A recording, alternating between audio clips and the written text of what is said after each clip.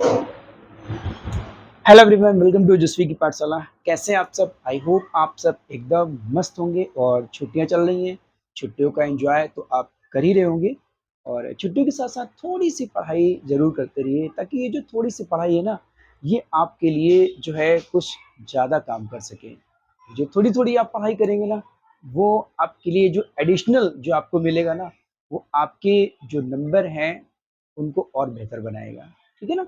Enjoy कीजिए, मस्त रहिए, लेकिन टाइम टाइम पे अपनी पढ़ाई को जो है वो कंटिन्यूटी बनाए रखिए।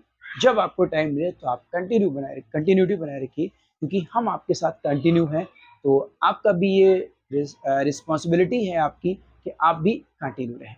एंजॉय कीजिए, खूब एंजॉय कीजिए, लेकिन पढ़ाई को कंटिन्यू बनाए रखिए। आपके लिए एक बहुत ही इंटरेस्टिंग पोएम लाए हैं, बहुत ही प्यारी पोएम लाए हैं। आंट जेनिफर्स टाइगर्स आपकी पोएट्री सेक्शन की लास्ट पोएम है, लेकिन बहुत ही ज़्यादा अच्छी पोएम है, इंटरेस्टिंग पोएम है। ये पोएम जो है वो कंपोज की है एडिने रिच ने। एडिने रिच के बारे में हम आपको शॉर्ट वीडियो में बता चुके हैं, जो कि एक अमेरिकन पोएट हैं, एक फेमिनिस्ट हैं, है ना, एक एसेइस्ट हैं, निबंधकार हैं, पोएट्री भी लिखती हैं, और एक फेमिनिस्ट भी हैं। फेमिनिस्ट उससे कहते हैं जो वीमेन के राइट के लिए, महिलाओं के अधिकारों के लिए आवाज़ उठाती हैं, है ना, जो समाज में महिलाओं की जो है महिलाओं को आगे बढ़ने में उनका एक कंट्रीब्यूशन होता है, एक योगदान होता है, उन्हें हम फेमिनिस्ट कहते हैं। ठीक है ना? तो without wasting any time start करते हैं आंट जेनिफर टाइगर्स को। देखो, शादीशुदा जिंदगी हर किसी को अच्छी लगती है। शायद ही कोई ऐसा हो जिसको शादी करना ना अच्छा लगता हो। आई होप आप सबको शादी करना अच्छा लगता होगा, क्योंकि जो है, जो एक कहते नहीं है कि जो आनंद है वो दो ही चीज़ों में है। पहला, आपको नौकरी मिल जाए, और दूसरा, आपको छोकरी मिल जाए। लेकिन लेकिन उसके साथ आपके साथ में एक रिस्पॉन्सिबिलिटी होती है। वो जो एक छोकरी होती है, उसकी एक रिस्पॉन्सिबिलिटी होती है, एक जिम्मेदारी होती है, उसकी जो भी इच्छाएं हैं उनको पूरा करना। हम उस देश में रहते हैं जहाँ पर महिलाओं का बहुत ज़्यादा सम्मान किया जाता है, रेस्पेक्ट किया जाता है। हमारे यहाँ महिलाओं को जो है, चाहे बहन हो, चाहे माँ हो, चाहे कोई भी रिश्ता हो, हर रिश्ते में हम उन्हें जो है उनका बहुत ज़्यादा रेस्पेक्ट करते हैं। लेकिन काफ़ी समय पहले से ही ऐसा देखा जा रहा है, ऐसा देखा गया है कि जो है एक पैट्रियार्की देखने को मिलती थी। मतलब एक जो पुरुषों का शासन जो महिलाओं पर देखने को मिलता था, जो ज़रूरत से ज़्यादा हुआ करता था। इट मीन्स जो है, एक तरीके से हम ये कह लें कि पूरी तरीके से जो है, जो पुरुष हुआ करते थे, उनकी इजाज़त के बिना घर से एक कदम भी महिलाएं नहीं रख सकती थी। अब ऐसे में कोई महिला जो स्वतंत्रता के साथ जीना चाहती है, जिसने कुछ ऐसे सपने देखे हैं, कुछ उनके हौसले हैं, जो अपनी ज़िंदगी को जीना चाहती हैं, अगर उस महिला के साथ में किसी ऐसे घर में ऐसा होगा, तो आखिर उसके दिल पर क्या बीतेगी, और वो अपने मन में क्या सोचेगी? क्या उसने शादी इसीलिए की? उसके भी बहुत सारे सपने होंगे, उसके भी बहुत सारे अरमान होंगे, जब उसने शादी की होगी उस पर्सन से। लेकिन अगर किसी महिला के साथ ऐसा होता है, तो वो क्या करती है, अपनी इच्छाओं को दबा लेती है। अपने परिवार वालों के लिए, अपने मायके वालों के लिए अपनी इच्छाओं को दबा लेती है। वो आवाज़ नहीं उठा पाती, क्योंकि उसके अंदर उस पुरुष का, उस व्यक्ति का इतना डर होता है, इतना खौफ होता है, जिनके कारण वो अपनी आवाज़ को उठा नहीं सकती है। इसी को हम कहते हैं डोमेस्टिक वायलेंस, घरेलू हिंसा। हाँ, ये बात अलग है कि आज का दौर अलग है। आज के दौर में ऐसा नहीं है, लेकिन आज भी ऐसी घटनाएँ देखने को मिलती है। न जाने ऐसी कितनी घटनाएँ देखने को मिलती हैं, जहाँ पर ऐसा होता है। हालाँकि आज के टाइम पे महिलाएँ बहुत आगे निकल चुकी हैं, हर फ़ील्ड में आगे निकल चुकी हैं। लेकिन अगर हम बात करें अभी भी महिलाओं की, तो आज भी हमें कुछ घटनाएँ ऐसी देखने को मिल जाती हैं। तो आई होप आप समझ पा रहे होंगे कि हम क्या कहना चाहते हैं, कि एक महिला जो है खुले आसमान में जीना चाहती है, उसकी भी एक लाइफ होती है, उसकी भी एक ज़िंदगी होती है, वो भी जो है अपने सपनों को पूरा करना चाहती हैं, वो भी जो है खुले आसमान में उड़ना चाहती हैं, लेकिन पुरुषों के द्वारा उनके पर काट दिए जाते हैं, उनको दबा दिया जाता है, उनकी इच्छाओं को दबा दिया जाता है और वो चार दीवारी में कैद हो जाती हैं। जैसे एक पिंजड़े में तोता कैद होता है, इसी तरीके से एक महिला जो है वो घर में कैद हो जाती है। तो without wasting any time start करते हैं आज की इस पोएम को। उम्मीद करते हैं आपको बहुत अच्छी लगी पोएम, और पोएम को देखते देखते लास्ट तक आपको यहाँ के जितने भी इंपॉर्टेंट क्वेश्चंस हैं वो सारे के सारे क्लियर होने वाले हैं। Aunt Jennifer's tigers prance across a stream, bright topaz, denizens of a world of green. They do not fear the men beneath the tree. They pace in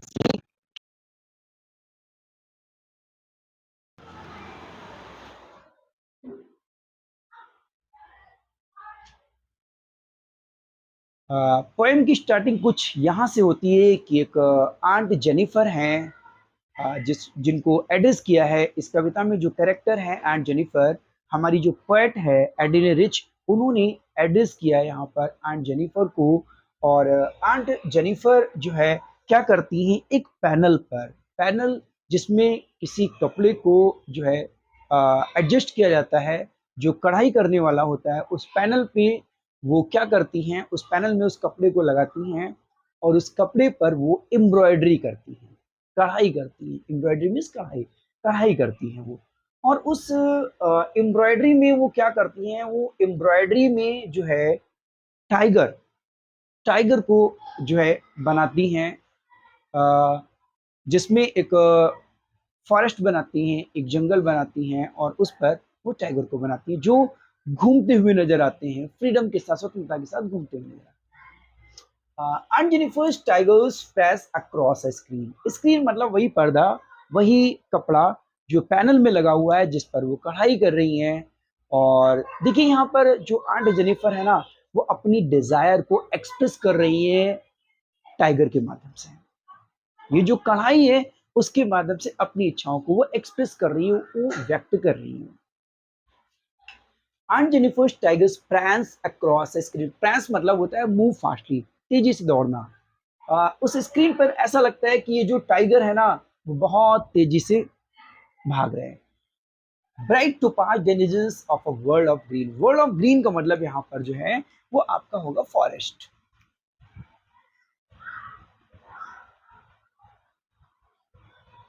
एक जंगल में जो है ये ब्राइट टोपाज जो कि रहते हैं। ब्राइट टोपाज, टोपाज की अगर हम बात करें, ब्राइट टोपाज की बात करें तो ब्राइट मतलब होता है चमकीला, और टोपाज मतलब होता है ज्वेल्स। ज्वेल्स कहते हैं हम जो रत्न होते हैं, जो पुखराज रत्न होता है, आपने देखा होगा लोग पहनते हैं। तो जो पुखराज रत्न होते हैं, क्रिस्टल येलो कलर के साइनी स्टोन जो होते हैं, इनको बोला गया है ब्राइट टोपाज। डेरिजन का मतलब होता है एक ऐसा स्थान जहां पर जो है कोई एनिमल या पर्सन रहता है। इट मीन्स फॉरेस्ट की बात होगी यहाँ पर। तो जंगल में ये जो ब्राइट टोपाज जो रहते हैं, अब ब्राइट टोपाज रहते हैं मतलब ब्राइट टोपाज तो मैंने बता दिया, लेकिन याद रखना ब्राइट टोपाज का मतलब यहाँ पर क्या है।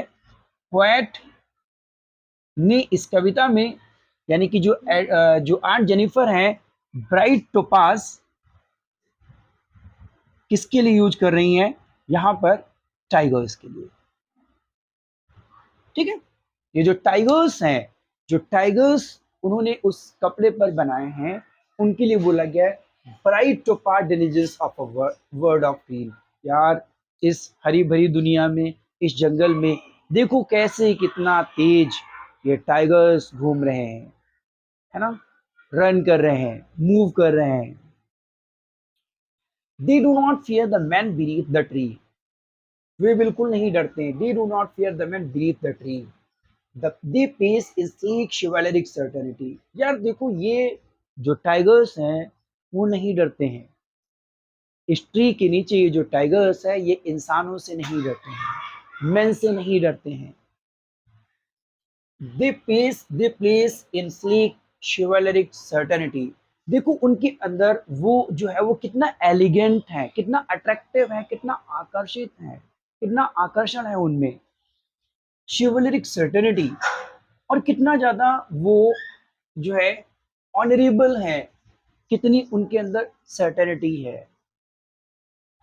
ये सारी चीजें एक महिला, एक आंट जेनिफर, वो अपनी डिजायर को एक्सप्रेस कर रही है।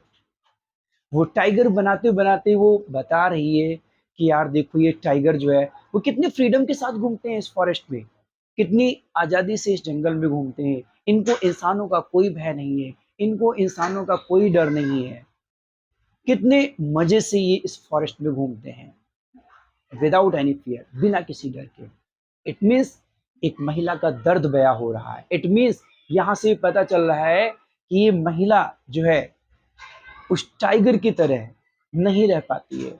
उस ये जो महिला है, जो आंट जेनिफर है, वो अपनी लाइफ को, अपनी डिजायर्स को दबा करके जी रही है, अपनी इच्छाओं को दबा करके जी रही है।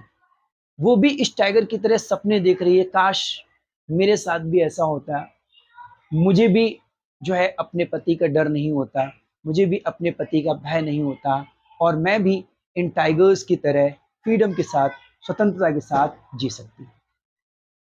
ये लाइनें एक्सप्रेस कर रही हैं कि ये आंट जेनिफर भी जो है एक ऐसी जिंदगी जीना चाहती थी, एक ऐसी लाइफ जीना चाहती थी जिसमें उसको फ्रीडम मिले, जिसमें उसको स्वतंत्रता मिले, जिसमें वो आज़ादी से जी सके, जिसमें वो अपने सपनों को पूरा कर सके। वो भी एक ऐसी लाइफ जीना चाहती थी इन टाइगर्स की लाइफ की तरह, जिन टाइगर्स को वो उस स्क्रीन पर बना रही है। Aunt Jennifer's fingers fluttering through her wool find even the ivory needle hard to pull. Aunt Jennifer जब उस पैनल पर उस टाइगर को बना रही हैं और वो आइवरी से जो है, आइवरी की मदद से वो जब उस क्लॉथ पर धागे को खींचती हैं, तो उनकी फिंगर्स फ्लटरिंग, उनकी उंगलियां कांप रही हैं, भय दिख रहा है, डर दिख रहा है। फिंगर्स फ्लटरिंग थ्रू हर वूल, यानी कि वो जो ऊल है, वो जो ऊन है जिससे वो आइवरी नीडल से कपड़े में खींचती हैं, जिससे वो बुनती हैं, जिससे वो एम्ब्रॉयडरी करती हैं, वो फिंगर्स उनकी फ्लटरिंग कर रही हैं। कहाँ पर रही? Find even the ivory needle hard to pull. ऐसा लगता है कि जो है वो आइवरी नीडल है, उनको जिसमें ऊल लगी हुई है, उसको खींचना बहुत मुश्किल है। उस कपड़े में, उस पैनल में जो कपड़ा लगा हुआ है, उसमें जो भी वो टाइगर्स की एम्ब्रॉयडरी कर रही है, उनको उस धागे को खींचना उनको बहुत मुश्किल लग रहा है कि वो कितना डरी हुई है। इस बात का उन्हें भय है कि हो सकता है उनके जो हस्बैंड हैं कि वो ये काम करें, वो एम्ब्रॉयडरी करें, लेकिन जेनिफर की इच्छा, लेकिन क्या कि कहीं ऐसा ना हो कि हमारे पति आ जाएं और उनको जो है क्या कहते हैं कि अत्याचार करना शुरू कर दें। ये डर दिखता है। The massive weight of Uncle's wedding band sits heavily upon Aunt Jennifer's head. The massive weight, massive मतलब होता है विशाल, बहुत ज्यादा, weight मतलब होता है भार। Uncle's wedding band, wedding band का मतलब यहाँ पर है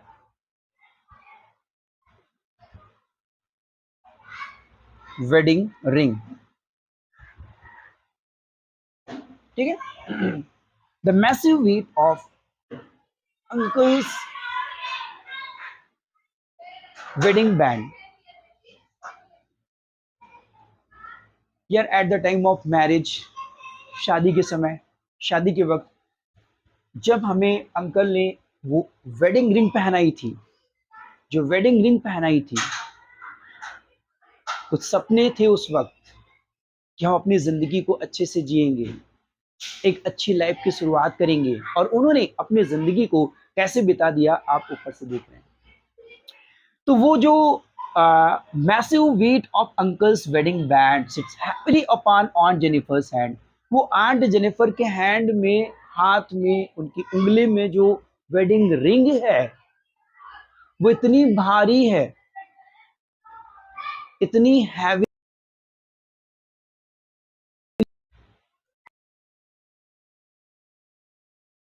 अंकल की वेडिंग रिंग, इसका मतलब ये नहीं हुआ कि वो वेट में बहुत ज्यादा भारी है। क्वेश्चंस निकल करके आते हैं यहाँ पर। जैसे कि जब कोई महिला की शादी होती है तो मंगलसूत्र पहनती है, और जो भी कार्यक्रम होते हैं वो अपने सपनों के साथ सारी चीजें होती हैं। लेकिन वही मंगलसूत्र, वही रिंग, अगर उसे खुशी ना मिले उस घर में, उसे वो अपने सपने ना पूरे कर पाए, उसको घुट घुट के जीना पड़े, तो शायद वो मंगलसूत्र, वो वेडिंग रिंग, वो सब की सब क्या है, व्यर्थ, बेकार है। इट मीन्स ये जो वेडिंग रिंग है ये बहुत ज्यादा उसको बूझी लगती है।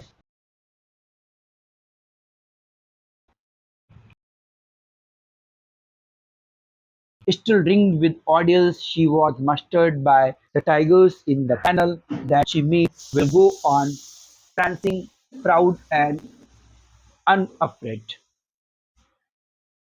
आखिर जब आंट जेनिफर को इतना ज़्यादा वेडिंग रिंग भारी लगती है, क्योंकि उन्होंने अपनी ज़िंदगी को, अपनी लाइफ को घुट घुट के जिया है। न जाने कितने स्ट्रगल उन्होंने फेस किए होंगे, न जाने कितना उन्होंने डोमेस्टिक वायलेंस फेस किया होगा। आज उनकी पूरी ज़िंदगी बीत गई है, आज वो ओल्ड एज में आ गई हैं, आज वो वृद्ध हो गई हैं। उन्होंने अपनी ज़िंदगी का एक सुख भी नहीं, भारी लग रही है। एक ऐसी कि महिलाएं फिर क्या कर रही हैं, फिर भी वो वेडिंग रिंग पहने हुए हैं। When aunt is dead, her terrified hand will lie. और पोएट लिखती हैं कि जब आंट दुनिया से चली जाएंगी,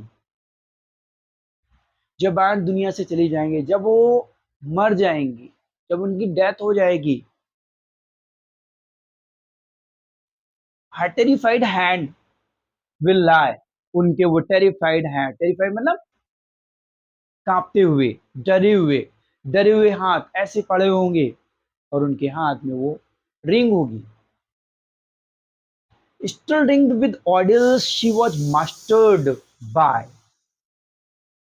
और क्या बताते हैं कि स्टिल रिंग्ड विद ऑडियल्स, यार वो दुनिया से चली जाएंगी, वो दुनिया से चली जाएंगी, उनकी जिंदगी खत्म हो जाएगी, लेकिन उनके हस्बैंड का जो कंट्रोलेशन है, उनके हस्बैंड का जो अत्याचार है, वो अभी भी उनके साथ रहेगा। कैसे? क्योंकि वो वेडिंग रिंग उनके हाथ में अभी भी रहेगी।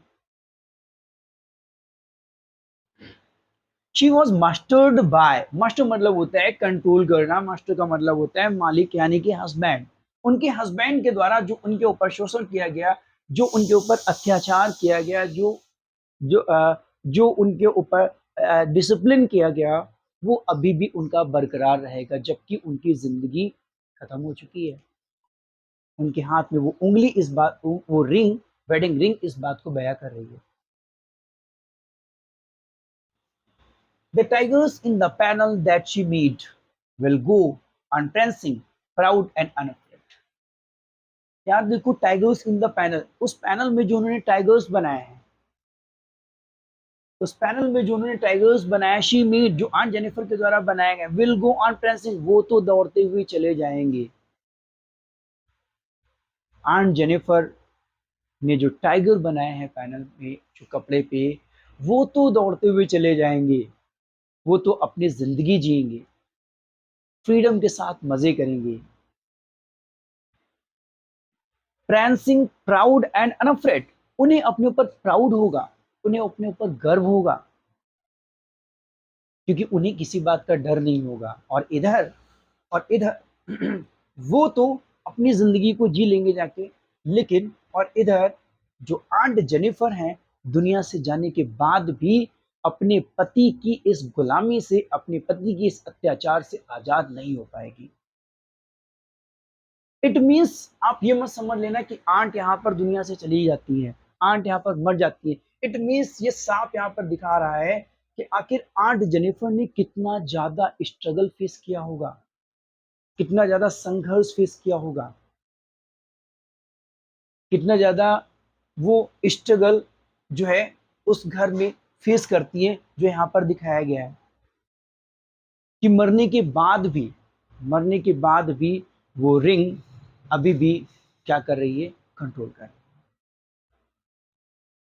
आई होप आप समझ पा रहे होंगे कि एक महिला का यहाँ पर जो शादीशुदा जीवन है, जो मैरिड लाइफ है, उन्होंने जो मैरिड लाइफ को एक्सपीरियंस किया, जो शादीशुदा जीवन को जो उन्होंने एक्सपीरियंस किया कि उनका शादीशुदा जीवन कैसा था, वो उन्होंने यहाँ पर क्या किया, एक्सप्रेस कर दिया। The poem and Jennifer Tigers addresses the constant of married life of women experiences. ये कविता जो आंट जेनिफर टाइगर है वो ये संबोधित करती है, एड्रेस करती है कि एक जो शादीशुदा औरत होती है, जो शादीशुदा औरत होती है, उसकी लाइफ में, उसकी जिंदगी में कितने ज्यादा बंधन हैं, कितने ज्यादा बॉन्डेज हैं, ये शो करती है, जैसा कि आपने इस पोएम में देखा। आई होप आपको पोएम अच्छी लगी होगी। उम्मीद करते हैं आपने समझा होगा इस पोएम को।